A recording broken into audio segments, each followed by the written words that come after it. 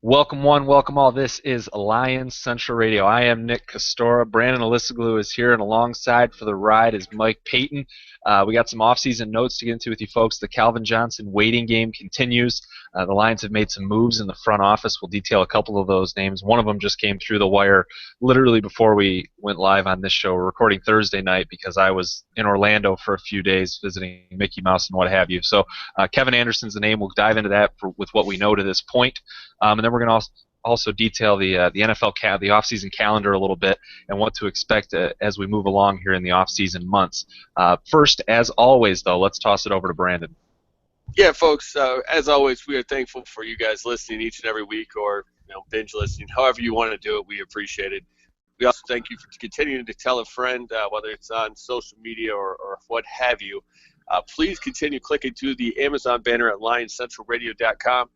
And I'm proud to announce my new site, or at least where I'll be writing about the Lions from now on, except I'll probably be working with Bleacher Report here and there. They've kind of changed their whole model of coverage, so I'm not there full-time anymore, or at least on a consistent basis. But About.com, DetroitLions.About.com, the new site. I just went live today, and I've stocked it with about 6 articles so far, but that is where I'll be posting from, and I'll be sure to annoy the heck out of everybody with that on social media. A guy who's very adept at doing that just himself, Mike Payton.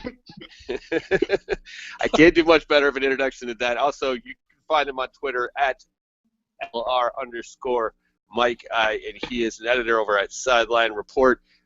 Mike, I guess the intro is just going to have to do. I'm not going to let you have any chance to kind of talk around that or downplay that. We're just going to jump right in and ask you, as Calvin Johnson continues to take his time and mull over this retirement decision without giving really any indication, is there any other move this offseason that the Detroit Lions could make or that could happen to them that would have a bigger impact on next season? Well, I think the most important thing that the Lions need to be focusing on, obviously, if Calvin wants to return, that's going to be a big coup for them, obviously. But the thing that they should really be focusing on is balancing up that offense. They've got a number one receiver in Golden Tate if Calvin decides to leave. They've got Theo Riddick, who could take a lot of passes. Obviously, led all running backs in receiving yards this past season. And then you got Nick's favorite player in Eric Ebron. And an asset. There's some weapons there. I think if you balance this offense, you can have a pretty powerful looking offense without a superstar receiver. And I think you look at teams like Carolina and New England and some others that are able to do that without these big name guys like Calvin Johnson or Julio Jones. So I think the most important thing the Lions can do this summer is fix up that offensive line and put a good personnel in place to get that run game going, and that could make a world of difference. Well, Mike, let me ask you this then, and let's go out and say Calvin Johnson isn't back. Do you think that this receiving core it would be okay where it is? Do you think it's a need that needs to be addressed in the draft, or do they have to go head on in free agency? I mean, what do you think of this group minus number 81? I think that you should get another guy in place. I think you look in the draft, but obviously not in the first round. If you can get a guy like Braxton Miller in the second round, he's been making a lot of noise lately. I think maybe you take that chance, and if not, maybe go a little later and get somebody else. But I don't think that you need to jump into free agency and offer a guy like Alshon Jeffrey a ton of money. It just doesn't make much sense. And if you want, if you can get by in 2016 with this receiving core with a rookie involved, and then maybe you can dip into the bank next year and grab a guy like Emmanuel Sanders or Deshaun Jackson or something like that if you want to spend top dollar. I could understand what you're saying there. The only thing that the caveat that I would throw on top of that is grabbing someone like Braxton Miller, who's at least 6'1", to the top of my head. It's 6'1", 204 here, according to CBS Sports. Now, he might have weighed in differently this week, so I don't know if these are at the Senior Bowl, if these are on top of it or not.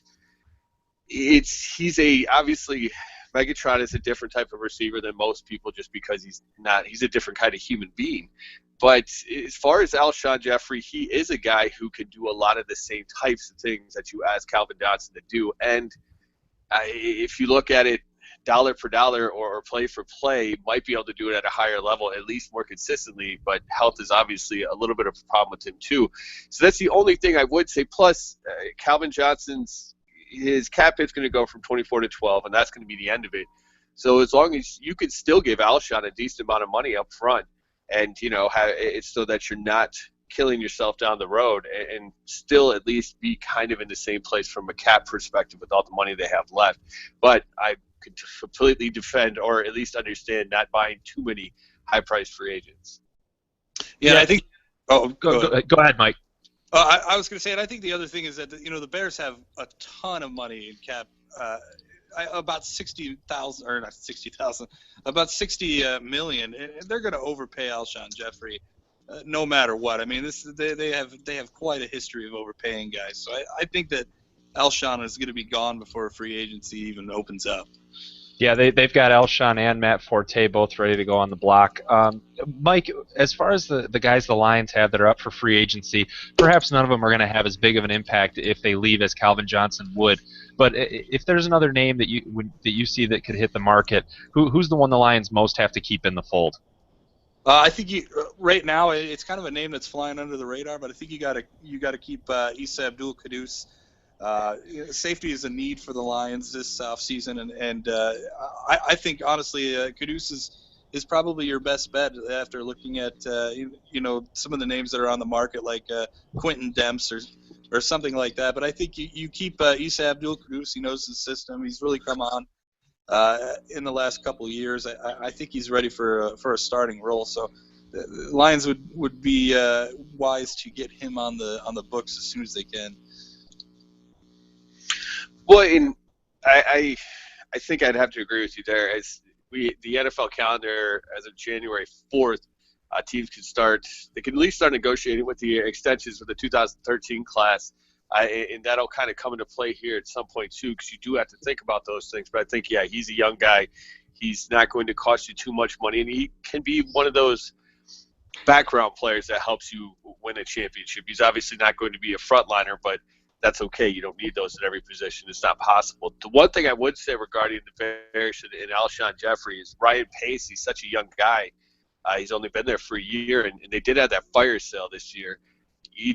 There has to be something regarding the way he sees players or the way the culture is there. I don't even know. I feel like that's a made-up word half the time, but at least the type of people he wants in the doors.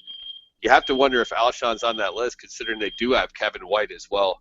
But either way, it's probably going to be a moot point, because I agree. I think they'll lock him up somehow. Turning to the draft, though, and Calvin Johnson, who would you look at if you would? Who would you look at maybe in the first couple rounds besides? Is there anybody big enough, you think, to handle his style of role? That for me? Yeah. I guess whoever. I would say probably Michael Thomas from Ohio State is probably going to be one of the top receivers to go, and then there's Laquan Underwood as well from Ole Miss. I think those are going to be the two top receivers on the board. I think if you could get one of those guys, you're doing something good. But I really don't see it as something that you go into the first round to get. I mean, if there's a guy like Reggie Ragland on the board, forget wide receiver. You got to get that guy. Yeah, and that was Laquan Treadwell as the receiver from Ole Miss. Yeah, and it's just, and as we look at that, and any name is going to be a huge step down from Calvin Johnson. And just one interesting note from what you said, Mike, and Issa Abdul-Quddus being perhaps the top other guy that the Lions have entering free agency, and I think Tahir Whitehead is the other name that jumps out to me. But isn't there just there's such a massive gap from those names and Calvin Johnson? It's just. And I guess I'll turn to you on this, Brandon. I mean, it's not comparable in any way to you, is it? I mean, if Calvin Johnson walks, or if Issa Abdul-Quddus, who I think is going to be our consensus number 2 free agent, there is a massive gap there between what you're dropping if Calvin Johnson does walk, even at this stage in his career. Yeah, and I think that was, when I was thinking about this earlier today, and we decided to put it on our rundown as kind of first. I guess it seems like people are very comfortable with him leaving, which is kind of surprising. I didn't really see that happening. So I guess that was my big point here, is that this is a big move. Granted, they'll save some cap room, and maybe if they throw it around, it'll. If they could take that cap room and they could buy somebody to handle that duty. But I have to agree with Mike, and I'm sorry I posed the question improperly. What I meant to say was, is there anybody in that first round, maybe Laquan Treadwell and Michael Thomas, about the only two you could think of, that you could think of, I could think of, we could think of, at that high of a spot to kind of hold that duties down. So I guess what I'm really trying to say is this is a pretty big freaking deal. Yeah, and outside of that, the Lions have been doing some stuff in the past week or so, and as far as the front office goes, I mentioned at the top of the show the name they just brought in is Kevin Anderson, who was a former Patriots Director of Player Development. He's going to head the Lions football operations department. They also hired a scout from New England in Ron Miles, and per Justin Rogers, he had said that he was with the Patriots for just one season as a scouting assistant.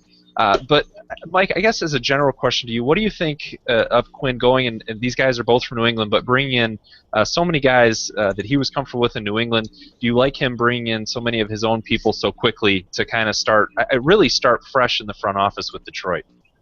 Yeah, I think it's a really exciting thing that's going on. I mean, you look at this Lions team and this personnel that they've had for so many years. It's been kind of next man up and keeping within the confines of the building and not really hiring on the outside. And I think whenever you bring guys in from such a successful organization like the Patriots, who have been just unbelievable since 2000, I mean that's a big deal. So I think they're making all the right moves, or at least they're passing the eye test at the moment. But it's really going to depend on where they go with the draft, and are they really bringing that Patriot way over to the Lions? And you got to hope that it works out. And that's the question, and I'm going to pose this one to you, Nick, and Mike break. Since we just keep jumping in with questions we didn't tell them about, but it's what we do here. This is attack journalism, and it's how we get our hot takes. But Nick, does it?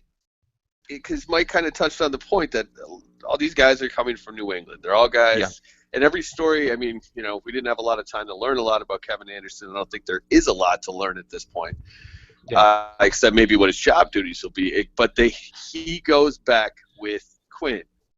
They've known each other for years through the Patriot system.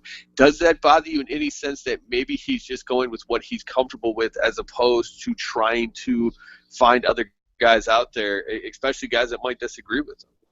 Yeah, and, you don't want a bunch of yes men with you, right? That is always a concern, and I guess I'm going to go opposed to saying that they're yes men, though, and that these guys worked in New England, and what they did was obviously consistently successful.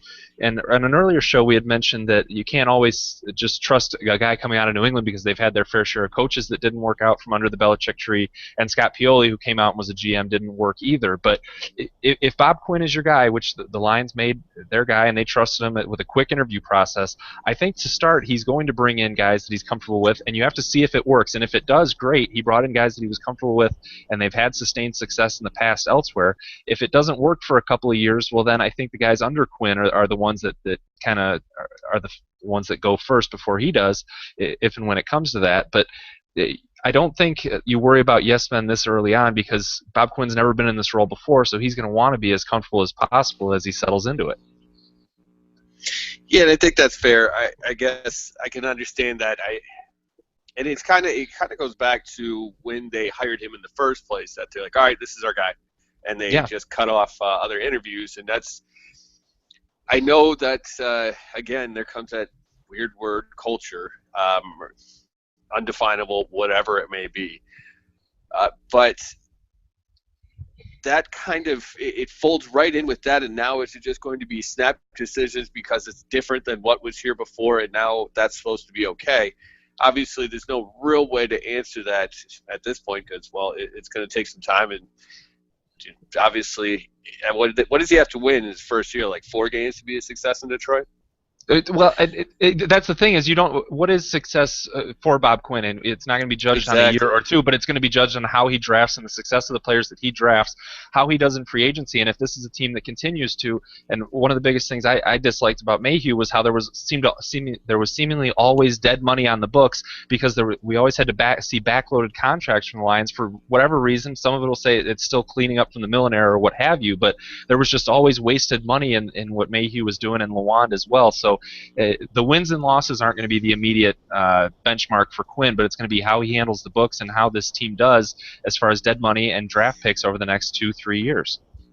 Well, and Mike, we're going to throw this question to you now, and it has more to do with Caldwell. I just want your quick take because we haven't had you on since the offseason started. Is this just a one-year deal for Caldwell? Does he have to hit a certain benchmark and he's gone? And if so, what is that benchmark? Oh yeah, absolutely. I think it's playoffs or bust. He's definitely going to be on a short leash this year, and I think what Bob Quinn saw is not so much that they were able to go 6-2 down the stretch, but I think the most important thing, obviously, is that the players bought back into the culture. And they believe in this coach, and I think it really shows when they talk about him. So but he's still, having said that, he's going to be on a 1-year thing. If he can't get to the playoffs, then there's just going to be no way that Bob Quinn continues on with him. Well, then, Mike, and I've posed this a couple shows in a row with different guests, but let's get your answer to this as well. If Bob Quinn's doing that, and it's such a short leash, isn't that kind of a cop out on his part that if it works with Caldwell this year, great, you keep him on, you made the right decision, but if it doesn't, you dump him and then you bring in your guy, so to speak. I mean, to me, it seems like Bob Quinn took the easy way out in keeping Caldwell if it is such a short leash with the guy. Well, I think it's kind of a win-win situation for Quinn. Exactly. So if Caldwell messes up, then it's hey, we tried, it didn't work out. Let me fix this problem. And then if it does, then obviously Bob Quinn's a genius. So I think he did the right thing in terms of his approval rating. But does that work for you? I mean, were you happy with the decision to keep Caldwell? Do you think it's the right move on Quinn's part as far as the right move for the franchise as opposed to just the right move for him? I mean, what was your feeling on Caldwell coming back to begin with? My initial feeling was, after the season, I was ready for the Lions to move on from Caldwell. But I really thought about it a lot, and the continuity. It really is a big deal, and the fact that these guys do buy into the culture that he brings, and they do believe in him, and they're willing to work so hard for him. I think it was the right decision, at least for now. I mean, we'll see when it all comes down to next season and to see if that was the right move to make in the end. But I think right now, I think it was the right move. Well, and here's another decision that the Lions will kind of have to make at least sometime over the next 6 months. They could technically do it sometime over the season, although that's not the way the Lions of yesteryear worked. This is obviously a new regime. Who knows how they'll approach this situation. But as we were saying earlier, that January 4th marked the period where you could start negotiating with the 2013 draft class. Would you go ahead and I'll throw this. I guess we'll go first to Mike, then Nick.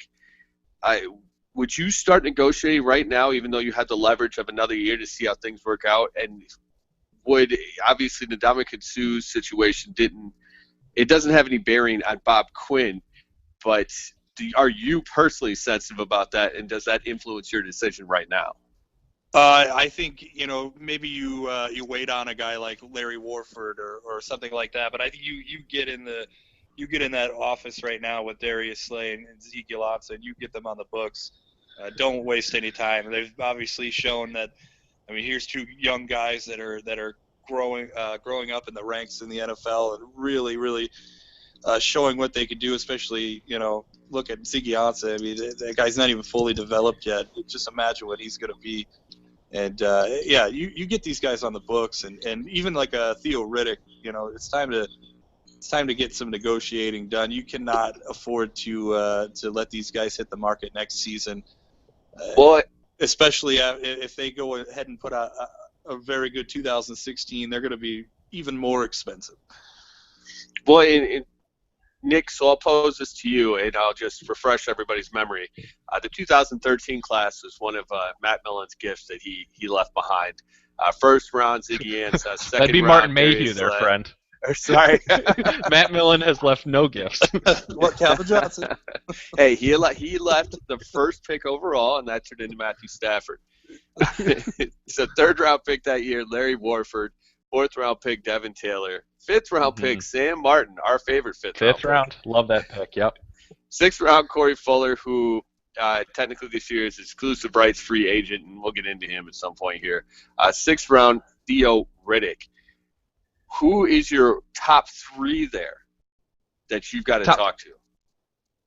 I mean, if you're going to be negotiating this early, and it's a fair question. If you're going to be negotiating this early, though, obviously it's Ziggy Ansah and Darius Slay. So I guess the question is, if there's another guy that you have to negotiate with, and you want to make sure is going to be in the fold, I guess it's Larry Warford. And I'd still love to see a Devin Taylor and a Theo Riddick back in the fold, but those aren't guys you need to negotiate with this far out.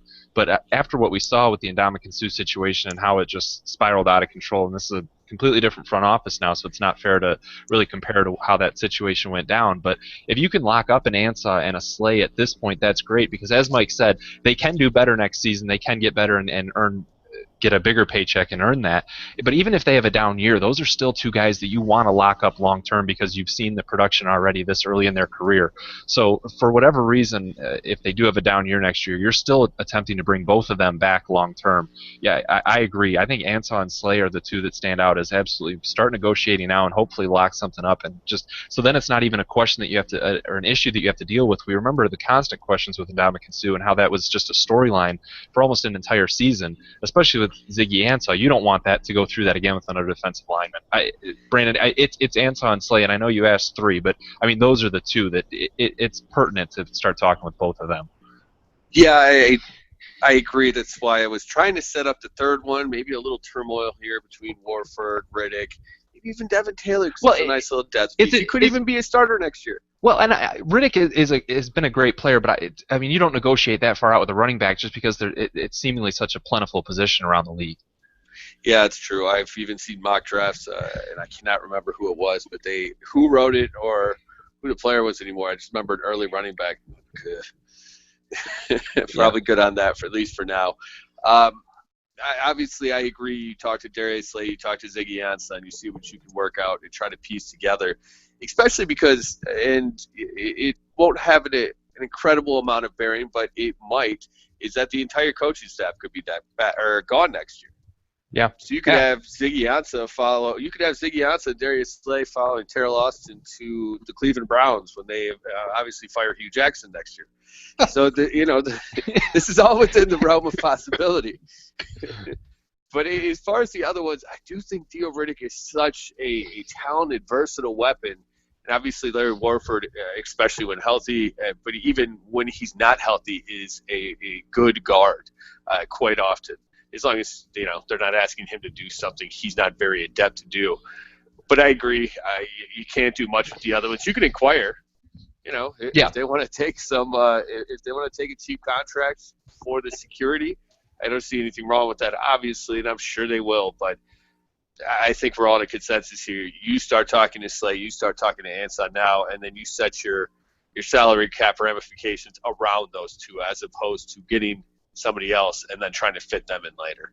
Yeah, exactly. And Mike, just a closing thing here. We're in the middle of a lot of these college bowl games in the sense of the Shrine Bowl, the Senior Bowl, and a bunch of other showcase games for some of these guys coming into the NFL.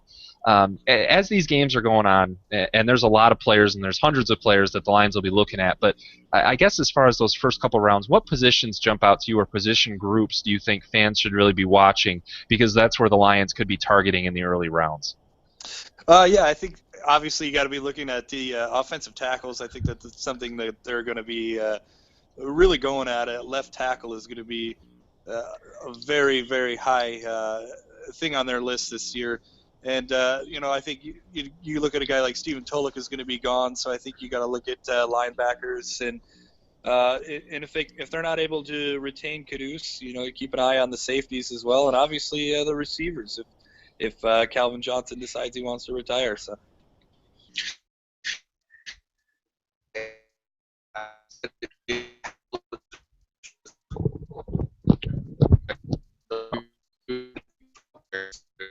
Oh, Brandon, pause for a second, bud. You're in and out. You there, Brandon?